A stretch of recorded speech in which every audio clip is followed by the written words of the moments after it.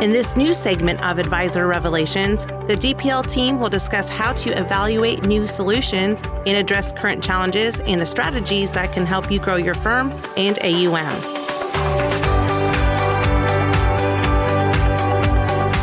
Hello and welcome to the Advisor Revelations podcast. I'm Jackson Bradley, a Regional Vice President here at DPL Financial, and today we're going to discuss how advisors like the ones that myself and our guests today work with kind of digest the idea of lifetime income, some of the nuances that come with it, specifically talking about the difference between annuitization and lifetime income, some of the tax treatments, and a few other topics that we'll dive into. And so with that, I'll introduce our guest today, who is a consultant at DPL. I've been here for about 6 months now, a little less. Yeah, right around 6. Yeah. Yeah. This is Matt Robinson. Matt, thanks for joining us today. Yeah, absolutely. Thanks for having me here. Excited to talk about the topic today.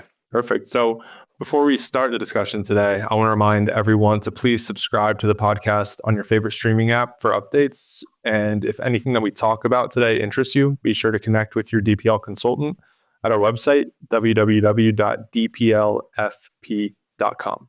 Cool. So let's get into it, Matt. So our listeners have a little bit better understanding of your background and where you've been in your career thus far. Could you just share a little bit more about yourself and what you do on a day-to-day? Yeah, certainly. I got my start in the insurance industry about 10 years ago, kind of going business to business, selling insurance, worked my way up, got licensed with Merrill Lynch, worked there for a little bit. And then when I really got into the annuity side of the business was when I went to LPL Financial, worked on the consulting team for insurance and annuities. So talked about, hundreds of products pretty much at that point. And then a few years ago, got into the RIA space, where I was able to talk more on the advisory annuities and continue consulting.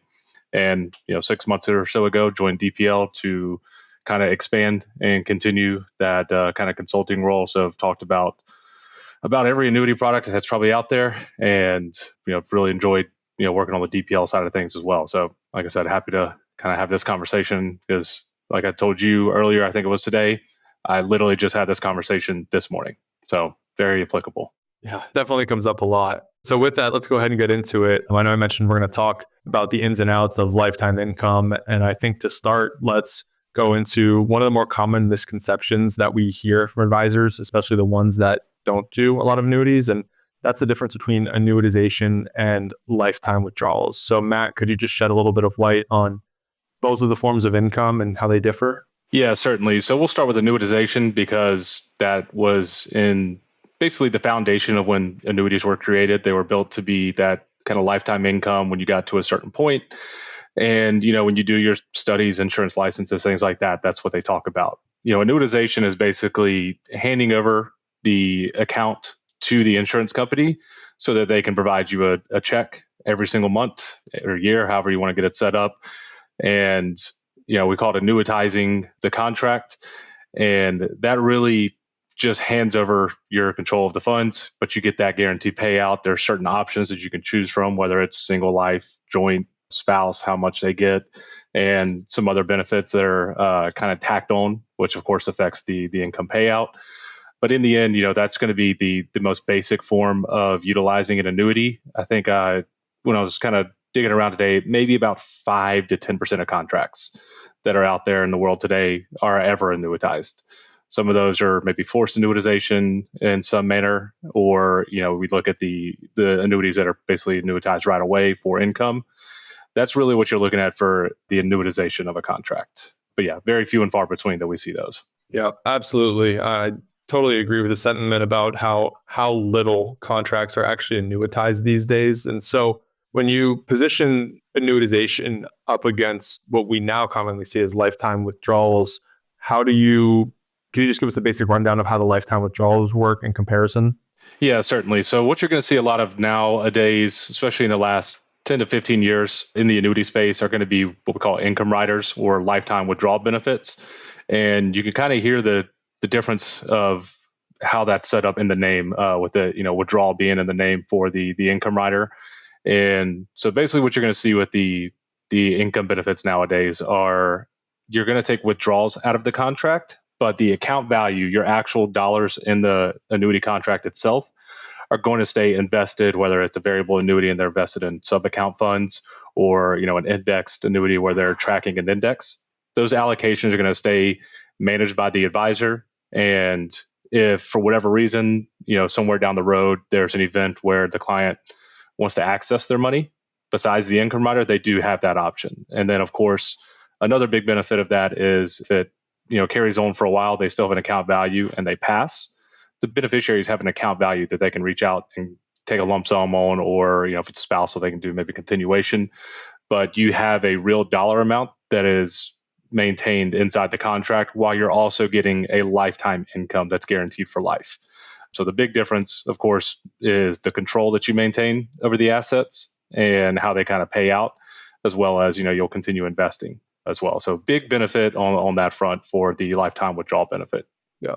Awesome. Thanks for that. And so going off of the lifetime withdrawals that you just covered, I think an important topic to cover in this space now, especially in a high interest rate environment, is an income base in the traditional way of a VA with an income base that rolls up for X amount of years, and you take income off of an income base versus deferral credits, which we see more commonly in like FIAs and RILAs these days, which are especially popular because of the high rate environment that we're in. So could you help advisors understand kind of the difference between that classic income base on a VA versus the deferral credits that we're seeing now that are very popular? Yeah, absolutely. So traditionally, when the income riders became a very popular vehicle to utilize for guaranteed income, you were going to have these step-up benefits, whether it's 5, 6, 7%, usually about the amount. So you're going to have a hypothetical value that we generally call the benefit base. And so no matter how your contract's account value, what you were actually invested in, performs, you're going to get at least that 5 or 6% increase every year. And for most of these contracts, they were set up to take income at age 65. So you'll have a percentage that you can take off of that benefit base. And that was your guaranteed income rider. And they worked great for a very long time. We have been in a bull market, but we were also in a lower interest rate environment. So these benefits were, for all intents and purposes, especially on the variable annuities, built to pay out like 5% for single life at 65. Maybe your contract performed better, maybe the step up performed better, but those were the two kind of pressures that were going onto the guaranteed income. And most of them have a cap at 10 years of roll up, a lot of different things and levers that the insurance companies can pull to customize these income riders. But that is traditionally what we've seen in the industry up until, I would say, probably the last 5 or 7 years, with a few exceptions. Of course, there's been some other ones out there. And so that is your typical guaranteed lifetime withdrawal benefit rider on, especially variable annuities that were really popular, especially in the mid 2010s. And so how that differs from what a lot of what we see now, and a lot of what we've had, and the industry's had a lot of success in this higher interest rate environments, are the contracts that are going to bypass that guaranteed step up. So that benefit base is basically eliminated. So you still have your account value, everything that you're investing in, and that's going to be one of the drivers of performance and income. And then you're going to have an income percentage payout that you're going to have a deferral credit for, basically. So how that looks in comparison to the old step up benefits is you're going to start off with the withdrawal percentage, maybe around 4.5%, 5% if you're maybe in your 50s. So already kind of starting where some of the better payouts are for the other products. And each year that you do not take income, your income percentage continues to grow, as well as your account value, hopefully, whether it's through an index annuity, a RILA, variable annuity with your sub accounts, is continuing to grow. So you get performance on your actual account value, which is your actual money, which is also good. And you get a higher percentage payout. So maybe at 65 instead of 5% for life, you're getting 7.5, even higher, depending on how long you've had the product. So that income percentage number is just so much stronger, but you do kind of forfeit that guarantee on the step up. So there is a kind of a push and pull between the two. Yeah, absolutely. And so going kind of back to that income-based discussion, we know that we've commonly seen that income-based with VAs, having underwater income benefits where the income base is much, much higher than the account value. I know you and I both have seen a lot of success in replacing those old VAs with high income bases, especially now. And so could you shed a little light on why that's kind of been the case as of late, and additionally, why advisors shouldn't be closed off to exploring other options just because of that high income base.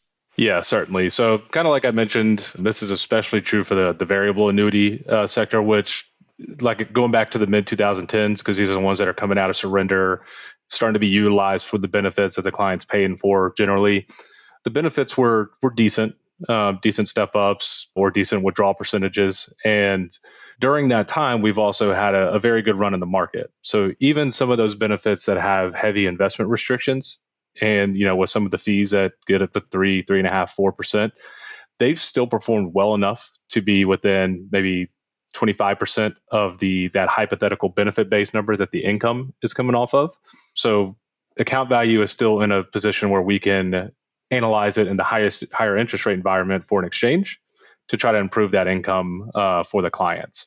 So kind of go back to the same example. If I have a contract that's maybe a $200,000 benefit base and I'm getting 5% at 65, yeah, I can get $10,000 of guaranteed income. And maybe I've been doing that for a few years. Products perform well. Now I'm 70 and we get a chance to look at it. Well, at 70, we might be able to get the client 8% on their withdrawal rate just based on the account value. So even if the value is only 150,000, so we're 50,000, 25% in the hole, we're getting them $12,000 of annual income. So yes, they're in the hole, but we're still improving their income by 20% when they're what we call underwater on that benefit. And that's really a product of the interest rate environment when they purchased it, the market performance since then, and then our current interest rate environment as well. So I always tell my advisors, even if are happy with the way things are performed, there might be a way that we can increase that payout. All we really need to do is just take a look at it. Some of them, of course, are going to be perfectly fine the way that they are, but there's a good chance, another success that we've seen is, hey, maybe you had a single benefit and we're able to add the spouse in and keep the income the same or give you a little bit of a bump. And just having that peace of mind by making a joint income is also a benefit that we've seen. So very strong solutions out there to at least take a look at, whether you're happy with it or not. And again, if it's in the right position, we're going to tell you that as well. Yeah, absolutely. Cool. And so now as we start to wrap up a little bit, I think there's maybe a few FAQs, things that we commonly hear from advisors and they wonder. So the first topic I'd like to just have you briefly brush over is, well, what is the tax treatment of those lifetime income withdrawals? Yeah. So that kind of goes back to, how the contract's set up. Obviously, for anything that's on the qualified side, it's going to be treated when it's fully dispersed, just like any other qualified account. It's really when you get to the non-qualified annuities, especially ones that have been maybe possessed for a while and they kind of keep rolling over exchange from annuity to annuity. We're obviously carrying over some cost basis with that. So for your non-qualified annuities, they're going to come out LIFO, so gains first, whenever you start taking income. So what that might look like if you have $100,000 cost basis, $200,000 annuity that you're taking these lifetime withdrawal benefits. Because again, withdrawal being the key word there, you're basically just taking a portion out of the contract until we're going to get down to potentially $0. And that's where this kind of changes. So beginning income is going to be any gains will be the first, and it'll be taxed at ordinary income. Once you get to your cost basis and start taking the withdrawals out of basically that part of the money, some of that money is going to come out tax-free. Could still have some gains in there, but most of that will be tax-free income at that point in time. And then once the account depletes, goes to $0, everything that the insurance company is paying you out is basically gains because there's no value left in the contract. And those are going to resort back to ordinary income. And this, of course, is one way when you look at annuitization versus these lifetime withdrawal benefits, that's going to differ a little bit. Because when you annuitize a contract, you can get an exclusion ratio to mix in some of those gains. But at the same time, you're handing over that control. You will have basically no more gains to a degree within those. And that's kind of how that differs when you look at a annuitized contract or like an immediate annuity compared to guaranteed lifetime income. Yeah, perfect. And I think just one other thing to brush over that advisors come up on a lot, it's not truly lifetime income, but when you have a client inherit a non-qualified annuity, I think we've seen that same exclusion ratio used. So on a non-qualified stretch, as we call it, could you just talk a little bit about the tax treatment there? Yeah, so non-qualified stretch, for those who may not know, is a tool for whenever basically a non-spouse or one of those special beneficiaries inherits a non-qualified annuity contract, they're going to have a few options to take out the money. If you don't do a non-qualified stretch, this feature that we're talking about here, there's a 5-year rule to take out the money from the contract. Of course, a lump sum is always on the table. But like I said, if you're carrying over high gains with maybe a low cost basis annuity, like I said, maybe it's 100,000. In this example, they've had it for a few decades. The gains are up to like 300. So obviously you don't want the $200,000 tax hit. So you can spread it out over 5 years, take lump sums, however you want. The money just has to be out in 5. Well, if you go with the non-qualified stretch option, then what that's doing is it's taking the beneficiary's life expectancy and we're dividing the payments up based on the IRS tables over their lifetime. And so they can spread out that taxable income to them by utilizing this payout. So the money stays invested inside of a non-qualified annuity, whether they want it to be an index if they want protection, to a variable just for max growth. And based on how they want to take the money out and the IRS table, they will take a portion of the funds each year while still allowing the contract to grow and kind of kicking that can down the road of the big tax bill. And they can, of course, cash it out at any time as well. So it's a very flexible way to pass annuities down to the next level. You do want to make sure if your clients have annuities or you're working with the family that this is also kind of taken care of within the first year. You don't want them to sit around too long because there is a limit on when you can actually get into that non-qualified stretch as well. Yeah, perfect. Thank you. And kind of circling back to lifetime income, probably one of the most common questions we get is, Matt, do you have any contracts that have an LTC benefit? And without naming any specific carriers or products, what does that landscape look like right now? Yeah, it's becoming more of a common topic, I would say, for the LTC enhancements, or used to some of them I would more label a nursing home benefit. So there's a little bit of a defining line depending on the contract. But for some of these income riders, they do have enhancements, usually about double of the current income payout, whatever that may be at the time. And if they qualify, can't do 2 of 6 activities of daily living, which is the overarching kind of qualification for even your traditional long-term care contracts or your hybrid LTC policies. That's what triggers those benefits as well. And it really just provides that extra income in a time of need for the clients. These are kind of added in benefits. These are not like pick and choose with a lot of these income riders. And, it really, the way I kind of position it with my advisors, you may not need it, but if you're going to get double the income, especially like we said right now, the rates are high, we're getting good income anyways for a lot of these solutions. It's just going to take a lot of that pressure off at the time. It's going to provide them with income. There's different variables of how many years and the way that they can use it, but it really is an added benefit. And in some cases, especially for uninsurable clients, finding a way to maybe position this with a portion of their portfolio for potential future guaranteed income can be a very powerful story as well. So maybe you have a really good accumulation with that kind of the income deferral withdrawal percentage that we talked about earlier. And so you can go a while down the road. And if you do have that LTC incident, you can kind of go to the income and then get double. So you're getting high payout plus double for that long-term care planning need. And it's just a good fallback option. And if you don't ever need it, it's going to have a good accumulation for you as well. So there's a lot of different ways that you can utilize it in planning. The long-term care insurance policies are always going to have their benefit, but some of them are expensive. You have to come up with a lot of cash up front to really fund it in an efficient way. Or you have your traditional LTC policies where even the new ones that are out in the market today could continue to increase in price and could be a use or lose it type policy. So it's a good alternative kind of approach to LTC planning, or in some scenarios, it's just a kind of the icing on the cake and just a great added benefit. Yeah, absolutely. Thanks for that. Yeah, and with that, I think we should wrap up here. We hit on a lot of the most common topics that advisors are bringing up to us in the context of income. And so any thoughts or closing comments before we get out of here today? Yeah, I mean, the biggest thing I would say is for advisors who especially have clients with some older annuities, whether they're the agent of record on it or they know that it's sitting somewhere else outside of their purview, is if we can get a chance to just take a look at it. Right now, we're in a great situation. Interest rates have held up. Even in the last few Fed meetings, we're seeing some rate increases, more on the fixed and potentially index side, but that means income should hold strong for now. So especially going into year end, if you can get your hands on those, annuity statements, just have your consultant take a look, be like, hey, this is my client's situation, whether they're taking income now or when they want to. Give us a chance to look at it, just make sure that, we know what options could be out there, whether they want to make the move or not. It's just great to go ahead and take one last look at it before, another Fed meeting in December in 2025 with a potentially declining rate environment. Right now could be a great time to do that final analysis for income replacement. And of course, if you do have a client that's looking for maybe a little bit of a guarantee, now's a great time to, see the options as well. Yeah, absolutely. I totally agree with that sentiment.